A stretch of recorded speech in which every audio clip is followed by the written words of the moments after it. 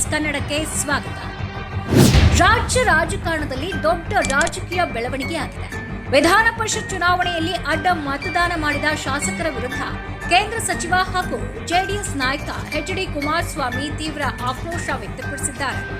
ಕಾಂಗ್ರೆಸ್ಗೆ ಹೋಗೋದಾದ್ರೆ ಈಗಲೇ ಹೋಗಿ, ಆದರೆ ಪಕ್ಷಕ್ಕೆ ದ್ರೋಹ ಮಾಡಬೇಡಿ ಅಂತ ಎಚ್.ಡಿ.ಕೆ ಖಡಕ್ ಎಚ್ಚರಿಕೆ ನೀಡಿದ್ದಾರೆ. ಬೆಂಗಳೂರಿನ ನಿವಾಸದಲ್ಲಿ ಮಾಧ್ಯಮಗಳೊಂದಿಗೆ ಮಾತನಾಡಿದ ಅವರು, ನಾನು ಗೆಲುವಿಗಾಗಿ ಮಾತ್ರ ಅಭ್ಯರ್ಥಿ ಹಾಕಿರಲಿಲ್ಲ. ಮುಂದಿನ ದಿನಗಳ ರಾಜಕೀಯ ಪರಿಸ್ಥಿತಿಯನ್ನ ಪರೀಕ್ಷಿಸೋದಕ್ಕೆ ಅಭ್ಯರ್ಥಿಯನ್ನ ಕಣಕ್ಕಿಳಿಸಿದ್ದೆ. ಎಲ್ಲಾ ಶಾಸಕರ ಅಭಿಪ್ರಾಯ ಪಡೆದು ಅಭ್ಯರ್ಥಿ ಹಾಕಿದ್ರೂ ಕೆಲವರು ಅಡ್ಡ ಮತದಾನ ಮಾಡಿದ್ದಾರೆಂದು ಅಸಮಾಧಾನ ವ್ಯಕ್ತಪಡಿಸಿದರು. ಜೆಡಿಎಸ್ನಲ್ಲಿ ಭವಿಷ್ಯ ಇಲ್ಲ ಅಂತ ಯಾರಿಗಾದ್ರೂ ಅನ್ಸಿದ್ರೆ ನೇರವಾಗಿ ಹೇಳಿ, ಕಾಂಗ್ರೆಸ್ಗೆ ಹೋಗಬಹುದು, ಆದ್ರೆ ಈ ರೀತಿ ನಡೆದುಕೊಳ್ಳಬೇಡಿ ಅಂತ ಈಗಾಗಲೇ ತಿಳಿಸಿದ್ದೇನೆ ಅಂತ ಕುಮಾರಸ್ವಾಮಿ ಗರಂ ಆದ್ರು.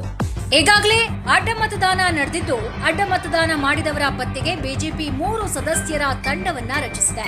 ಈ ಕುರಿತು ಬಿಜೆಪಿ ರಾಷ್ಟ್ರೀಯ ಅಧ್ಯಕ್ಷರಿಗೆ ಸಂಪೂರ್ಣ ಮಾಹಿತಿಯನ್ನ ನೀಡುವುದಾಗಿ ಎಚ್.ಡಿ.ಕೆ ತಿಳಿಸಿದ್ದಾರೆ. ವಿಧಾನ ಪರಿಷತ್ ಚುನಾವಣೆಯ ಫಲಿತಾಂಶದಿಂದ ಬಿಜೆಪಿ ಜೆಡಿಎಸ್ ಮೈತ್ರಿಯಲ್ಲಿ ಯಾವುದೇ ಬಿರುಕು ಉಂಟಾಗಿಲ್ಲ. ಅಭ್ಯರ್ಥಿ ಆಯ್ಕೆ ಮಾಡುವ ಮುನ್ನವೇ ಬಿಜೆಪಿ ನಾಯಕರೊಂದಿಗೆ ಚರ್ಚೆ ನಡೆಸಲಾಗಿತ್ತು ಅಂತ ಎಚ್.ಡಿ. ಕುಮಾರಸ್ವಾಮಿ ಅವರು ಸ್ಪಷ್ಟಪಡಿಸಿದ್ದಾರೆ.